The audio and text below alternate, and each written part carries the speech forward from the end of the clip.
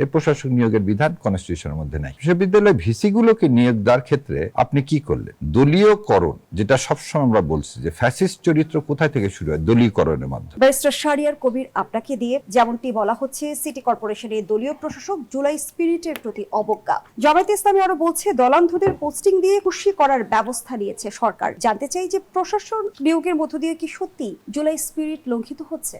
দেখেন, জুলাই সনদ বাস্তবায়ন হচ্ছে না কেন? তারা প্রথমে বলতেছেন এটা কনস্টিটিউশনের মধ্যে নেই, সেই জন্যই এটা করা সম্ভব হচ্ছে না। ধরেন প্রথম এক মাস, মানে এক মাস আজকে কয়দিন চললো, এ সরকার কি কাজ করছে, কনস্টিটিউশনের মধ্যে থেকে করছে কি করেনি সেটা একটু দেখি। প্রথম হচ্ছে আপনার যত সিটি কর্পোরেশন, সব সিটি কর্পোরেশন তারা প্রশাসক নিয়োগ দিলেন। এই প্রশাসক নিয়োগের বিধান কনস্টিটিউশনের মধ্যে নাই। কারণ আগে যে প্রশাসক নিয়োগ দিয়েছিলেন ইউনূস সরকার সাহেব, সেটা আপনারা বলতেছেন কনস্টিটিউশনের মধ্যে নাই। তাহলে আপনারা এখন দিবেন কি? ভোট। ভোটের মাধ্যমে লোকাল সেলফ গভর্নমেন্টের যারা প্রতিনিধি আছে তার নির্বাচিত করবেন। আপনি করলেন না। এক, তাহলে সিটি কর্পোরেশন সবাই চলে গেল। এবার আসেন বিশ্ববিদ্যালয় ভিসি। হ্যাঁ, বিশ্ববিদ্যালয় ভিসি তো আপনি নিয়োগ দিতেই পারেন। বিশ্ববিদ্যালয় ভিসি গুলোকে নিয়োগ দেওয়ার ক্ষেত্রে আপনি কি করলেন? দলীয়করণ, যেটা সবসময় আমরা বলছি যে ফ্যাসিস্ট চরিত্র কোথায় থেকে শুরু হয়? দলীয়করণের মাধ্যমে। আপনি ঢাকা বিশ্ববিদ্যালয় ভিসি দেখেন, তার ছেলের পোস্টটা দেখেন। ঢাকা বিশ্ববিদ্যালয়ে আর কোনো শিক্ষক ছিল না জাতীয়বাদী ফোরামে যারা ডিরেক্টলি পলিটিক্যালি ইনভলভ না। এবার আসেন আপনি ফ্যামিলি কার্ড। ফ্যামিলি কার্ডটা আপনি সংসদ বসার আগেই কি করে দিলেন? বাস্তবায়ন করে মানুষকে দিয়ে দিলেন। চ্যাপ্টার 2 আমাদের কনস্টিটিউশনে বলা কি বলা আছে? Financial procedure. কি ফাইন্যান্সিয়াল প্রসিডিওর? আপনি রাষ্ট্রের টাকা কিভাবে দিবেন সেটা পার্লামেন্টের অ্যাপ্রুভ ছাড়া আপনি দিতে পারেন না। তাহলে আপনি যে থোক বরাদ্দর টাকাটা দিলেন পার্লামেন্টের আসার আগে, এবং এখনো কিন্তু আপনি একটা জিনিস দেখেন, এখনো কিন্তু জুন মাস আসেনি, বাজেট আসেনি। তো বাজেট না আসা পর্যন্ত আপনি ফান্ডটা কোথায় থেকে পাচ্ছেন? আপনি পাবলিক ফান্ডটা যে দিচ্ছেন, এই দেওয়ার টাকাটা আপনাকে দেওয়ার অনুমতিটা কে দিল?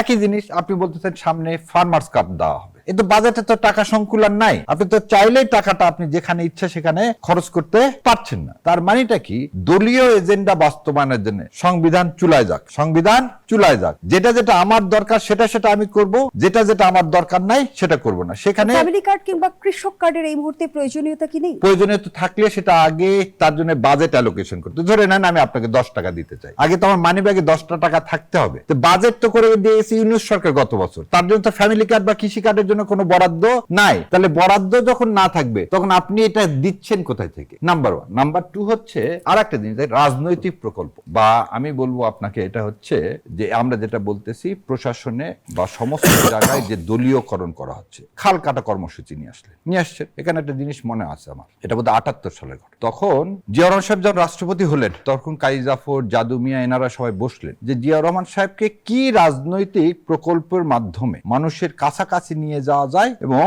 তাকে পপুলারিটি করা যায়। তখন সবাই জিজ্ঞাসা করলেন জিয়া রহমান সবচেয়ে ভালো কি পারেন? তো শহীদ রাষ্ট্রপতি জিয়াউর রহমান হাঁটতে পারতেন, মাইলের পর মাইল হাঁটতে পারতেন। আপনি হয়তো জানেন, যারা আগেকার দিনের সেনাবাহিনী, এখনকার সেনাবাহিনীতে আছে 10 মাইল 20 মাইল তাদের হাঁটতে হয়, তিনি হাঁটতে পারতেন এবং বিরামহীন ভাবে হাঁটতে পারতেন। তখন জাদু মিয়া বললো এমন প্রকল্প করা হোক যেখানে হেলিকপ্টার থেকে নেমে উনি 3-4 মাইল হেঁটে যাবেন এবং এই 3-4 মাইল মানুষের সাথে তার দেখা সাক্ষাৎ হবে, সব জায়গায় তিনি বসবেন, এবং এইভাবে খাল কাটা প্রকল্পটা একটা রাজনৈতিক প্রকল্প হলো। এবং তার ইয়াটা দেখেন, আমাদের দেশে যতগুলো খাল কাটা হয়েছে, এই খাল কাটাগুলো কোনো রিজার্ভারের জন্য তৈরি করা হয়নি। খাল কাটা হয় জেনারেলি 3টা কারণে। একটা কারণ হচ্ছে কি নৌপথ সৃষ্টির জন্য, যেমন সুয়েজ ক্যানেল, আমাদের দেশে এটা নাই। দ্বিতীয় কারণ কি স্থানীয় যোগাযোগ। আমি যেমন আপনাকে বলি, বগুড়া এক নদী আছে, নদীর নাম করতোয়া। সে করতোয়া নদী শুকায় শেষ। আমার বাড়ি নওগাঁ, আমার বাড়ির নওগাঁর পাশে আছে ছোট যমুনা নদী। সেই ছোট যমুনা নদীতে পানি বলে কিছু নেই। হয়রাজ আগে আমরা দেখে আসছি এই নদীর পানি দিয়ে ইরিগেশন হতো। আত্রাই হচ্ছে আত্রাই নদী, আত্রাই নদী এই মান্দা হয়ে সব জায়গায় আসছে, সেই নদীতে আপনার পানি নেই। যখন আপনার নদীতে পানি নেই, যে কথাটা বলা হচ্ছে আপনি যে কাজটা করবেন সংসদে আলোচনা করেন খালি রাজনৈতিক স্ট্যান্ডবাজি করার জন্য। এই যে কালকে হ্যাঁ ছবি তুলছে না, সবাই বলছে আরেক জিয়াউর রহমান, এটা শুনতে ভালো লাগবে, কিন্তু অর্থনীতিতে যদি এইটা কি না কন্ট্রিবিউট না করে, যেমন আপনি বলেন ফ্যামিলি কার্ড, ফার্মার্স কার্ড, এটার কথা বললেন, দেন এই কাজটা আগেও করা হয়েছিল এবং বিএনপির আমলে কিন্তু বহু কৃষক মারা গেছিল এই সারের আন্দোলনের জন্য। সো একই জিনিস যদি ফ্যামিলি কার্ড করতেছেন, সেখান থেকে যদি রাষ্ট্র কোনো বেনিফিট না পায়, তাহলে আপনি সে কাজ করবেন কেন?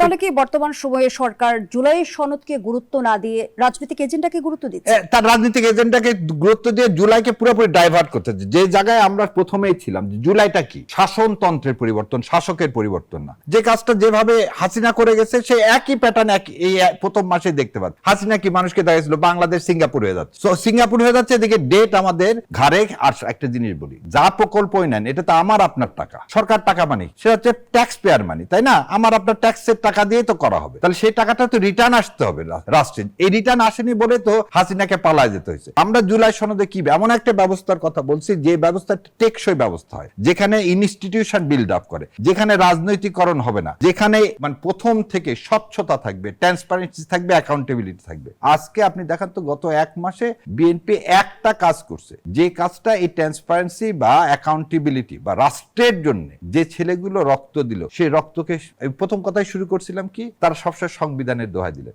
একটা কাজ সংবিধানের মধ্যে করলেন না। যখনই জুলাইয়ের কথা আসতেছে তখন সংবিধান, আর অন্যগুলোর ক্ষেত্রে কোনো সংবিধান নাই। এবং এই এক্সপ্লেনেশন কিন্তু সালাউদ্দিন সাহেব দিতে পারবেন না। ফ্যামিলি কার্ডের টাকা বাজেট অধিবেশনে পাস না করে তিনি দিলেন কোত্থেকে, এটা দিতে পারবেন না, কারণ উনি তো দিচ্ছেন, এটা তো অর্থমন্ত্রীর দেওয়ার কথা, কিন্তু সব মন্ত্রণালয়ের বক্তব্য তো যেহেতু সালাউদ্দিন সাহেব দিচ্ছেন, সালাউদ্দিন সাহেব বলুক ফার্মার কার্ড করতে দিবে। এই খাল খননের টাকা তো বাজেটে নাই, এই বাজেটে অধিবেশন না আসা পর্যন্ত, এই টাকা না আসা পর্যন্ত এই প্রোগ্রামগুলো উনি নিচ্ছেন। আর উনি বলতেছেন আরো একটা খারাপ কি, জুলাইকে হেয় করতেছেন আপনি কিভাবে? মানুষের রেফারেন্ডাম দিলেন, রেফারেন্ডাম মানে কি, পিপুলস উইল, সেটাকে বলে কনস্টিটিউয়েন্ট পাওয়ার, মানে জনগণের সকল ক্ষমতার উৎস যখন আমি মেনে নিব, সেই ক্ষমতাকে পার্লামেন্ট কেন, সেই ক্ষমতাকে কোর্টও চ্যালেঞ্জ করতে পারবে না। গণভোট নিয়ে আরো প্রশ্ন আছে ব্যারিস্টার শাহরিয়ার কবির, পরবর্তী অংশে ফিরছি। এ পর্যায়ে ধন্যবাদ জানাচ্ছি আপনাকে।